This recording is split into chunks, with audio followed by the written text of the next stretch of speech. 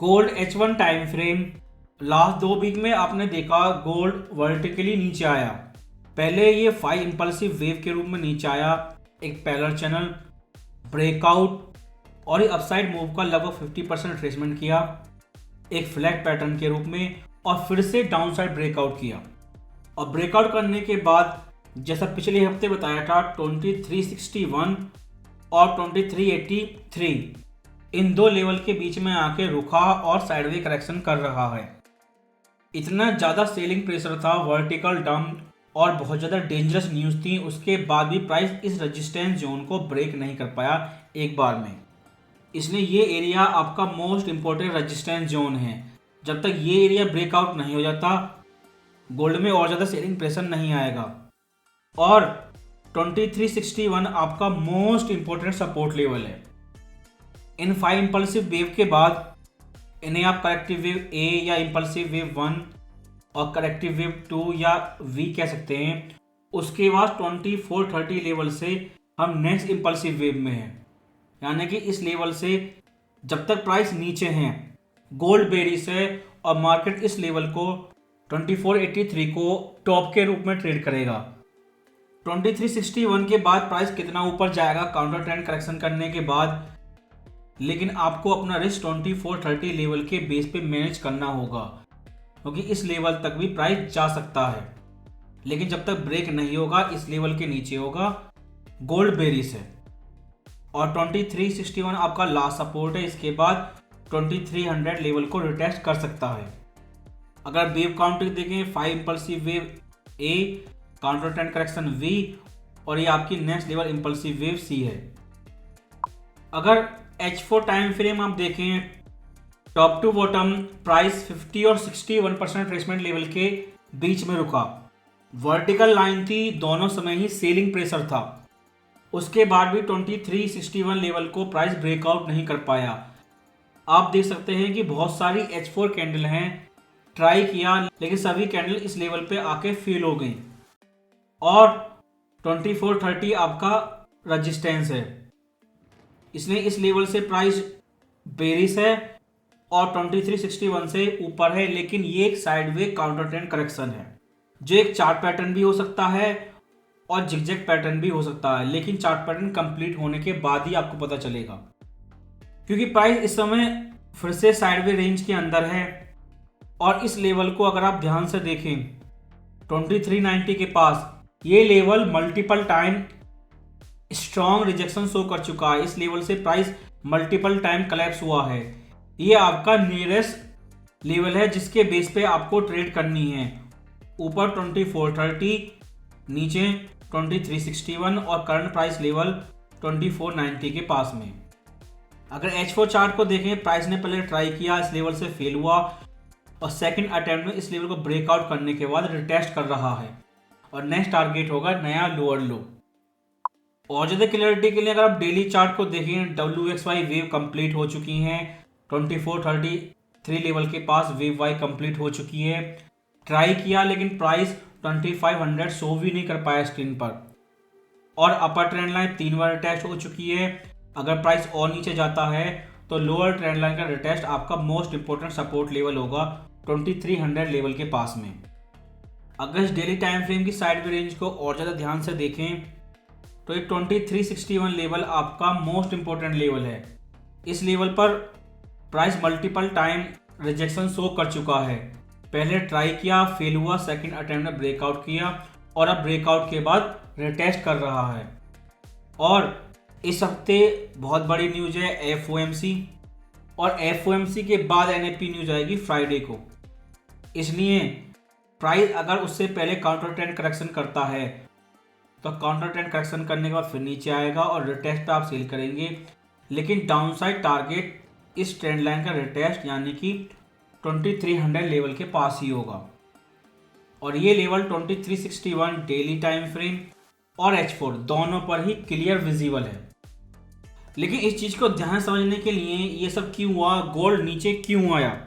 सबसे पहले बाइडेन ने इलेक्शन लड़ने से मना कर दिया है, यानी कि फिजिकल पॉलिसी सपोर्ट जा चुका है। जो मार्केट को उम्मीद थी second half of the year, third quarter यानी कि इलेक्शन से पहले फिर से गवर्नमेंट स्पेंडिंग आएगी, उसकी पॉसिबिलिटी ही खत्म हो गई। और ये न्यूज़ मार्केट ओपन से पहले आई और जैसे ही मार्केट ओपन हुआ गोल्ड लगातार नीचे आना शुरू हो गया। सेकंड, आपकी फेड मॉनेटरी पॉलिसी सपोर्ट है। वो तो चाहते हैं ये चीज़ करें, लेकिन पॉलिटिशियन इस चीज़ को बार बार रोकते हैं। इसलिए दो मेजर सपोर्ट थे, इकोनॉमी को रोक रहे थे, रिसेशन को डिले कर रहे थे, दोनों ही एक साथ जा चुके हैं और फिजिकल पॉलिसी का क्लियर कंफर्मेशन आ गया। अगला कारण था चाइना। इन्होंने पिछले हफ्ते 2 इमरजेंसी रेट कट करी और emergency rate cut economic collapse का साइन होता है।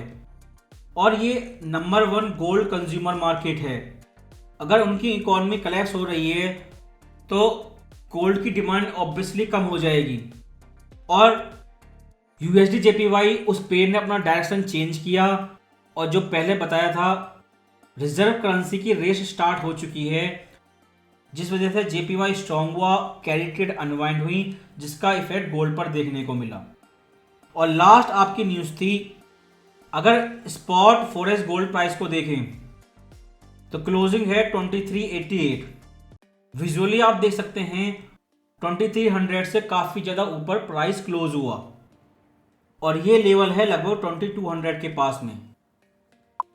लेकिन जिस तरह से MCX गोल्ड प्राइस कलेप्स हुआ टैक्स न्यूज़ के बाद, ये लगभग ऐसा ही है। स्पॉट गोल्ड प्राइस ने 2200 लेवल टच किया हो पिछले हफ्ते, लेकिन स्पॉट गोल्ड प्राइस 2300 से अभी भी ऊपर है और दोनों मार्केट में बहुत ज़्यादा गैप है। और जो ट्रेडर फॉरेक्स गोल्ड प्राइस को देख के MCX गोल्ड प्राइस ट्रेड करते हैं और इस वजह से बहुत बड़ा नुकसान कर चुके हैं, उनके लिए बहुत बड़ा सबक है, क्योंकि ये 2 अलग मार्केट हैं। MCX में प्राइस ट्रिपल टॉप बनाने के बाद वर्टिकल कलेप्स हुआ है। अगर ये टैक्स की न्यूज़ गोल्ड के लिए बुलिश थी तो फिर कलेप्स क्यों हुआ और ब्लैक डे क्यों बताया जा रहा है? क्योंकि पिछले हफ्ते की 2 इमरजेंसी रेट कट से ये चीज़ तो कंफर्म हो गई कि चाइना इकोनॉमी अभी भी खतरे में है, इकोनॉमी कलेप्स है वहाँ पर। उसके बाद नंबर 1 इकोनॉमी USA है, जो ऑलरेडी रिसेशन की ओर तेजी से जा रही है। केवल एक ही पॉसिबिलिटी थी, बाइडेन की फिस्कल पॉलिसी जो बार बार रिसेशन को रोक रही थी, अब वो भी खत्म हो चुकी है। और जब 1 और 2 इकोनॉमी एक साथ रिसेशन में जाएंगी तो ऐसा संभव नहीं है कि इंडिया रिसेशन को सरवाइव कर पाए। अगर ग्लोबलाइजेशन की वजह से इन्फ्लेशन बाहर से अंदर आ सकती है तो रिसेशन भी आएगी। और जब नंबर 1 कंज्यूमर मार्केट और नंबर 2 कंज्यूमर मार्केट दोनों ही एक साथ रिसेशन में होंगे तो फोर्थ क्वार्टर नवंबर में दिवाली के समय गोल्ड कंज्यूमर कहाँ से आएगा, बायर्स कहाँ से लेकर आओगे? यही चीज़ जब इंडिया इलेक्शन रिजल्ट आया था उस हफ्ते भी समझाई थी, यही चीज़ आप फिर से मिस कर रहे हो। टॉप 2 इकोनॉमी एक साथ रिसेशन में होंगी और जिसका इफेक्ट इंडिया पर पड़ेगा और गोल्ड कंज्यूमर मार्केट उस समय कम होगा। इस चार्ट को देखकर ऐसा ही लगता है कि जब ऊपर गया था मार्च के महीने पे, ये केवल प्राइस ऊपर गया था, फिजिकल गोल्ड इतना बाइंग नहीं हुआ था या फिर सीक्रेटली लोग डंप कर चुके हैं। जिस तरह से गोल्ड प्राइस सितंबर 2022 से ऊपर जा रहे थे, ट्रेडर को लगता था 10% नीचे कभी नहीं आएगा, लेकिन वो चीज़ हो चुकी है।